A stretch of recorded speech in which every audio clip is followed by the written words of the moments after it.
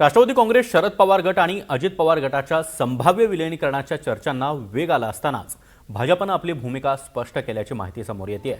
शरद पवार गटाला स्वतंत्रपणे एनडीए मध्ये घेण्यापेक्षा राष्ट्रवादीच्या दोन्ही गटांचं आधी विलीनीकरण व्हावं आणि यावर भाजपचा भर असल्याची माहिती सूत्रांनी दिली आहे. डिलिमिटेशन विधेयकाच्या पार्श्वभूमीवर शरद पवार गटाच्या खासदारांच्या भूमिकेकडे देखील सर्वांचंच अर्थात खास करून भाजपचं लक्ष लागलंय.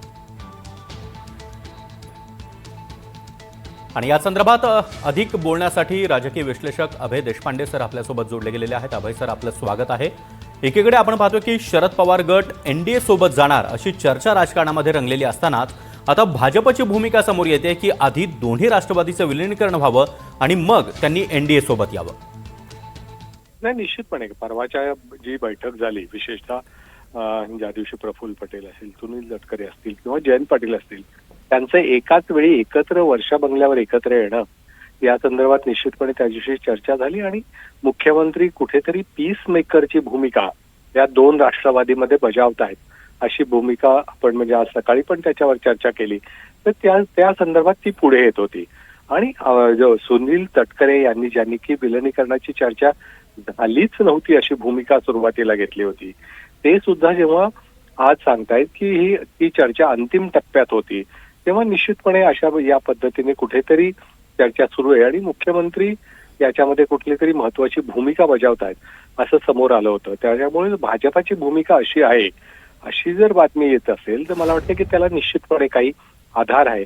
दुसरं असं आहे सागर त्याच्यामध्ये की तृणमूल काँग्रेसमधला जेव्हा गट बाहेर पडला तेव्हा थेट त्यांना भाजपामध्ये सामावून न घेता त्यांना वेगळ्या पक्षात त्यांना जाण्याचा सल्ला देण्यात आला आणि एनडीए मध्ये त्यांना घेण्यात आलं.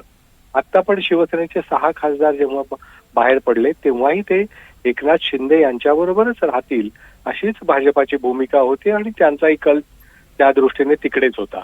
त्याच्यामुळे पुढच्या काळामध्ये जर म्हणजे या दोन राष्ट्रवादींनी एकत्र यावं अशी जर भूमिका भाजप घेत असेल तर त्या एकूण सूत्राला ती अनुसरून आहे असंच लक्षात येत आहे.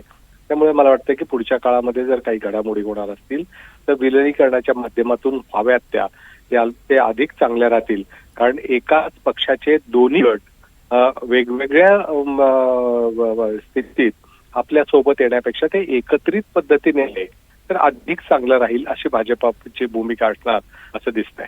सागर, नक्कीच अभय सर, खूप खूप धन्यवाद आमच्याशी संवाद साधला त्याबद्दल. त्यामुळे राष्ट्रवादीच्या या सगळ्या घडामोडींकडे आपलं देखील लक्ष असणारच आहे. तर अभय देशपांडे सर, ज्येष्ठ राजकीय विश्लेषक, यांनी या संदर्भातली सविस्तर मांडणी आपल्यासमोर केली आहे.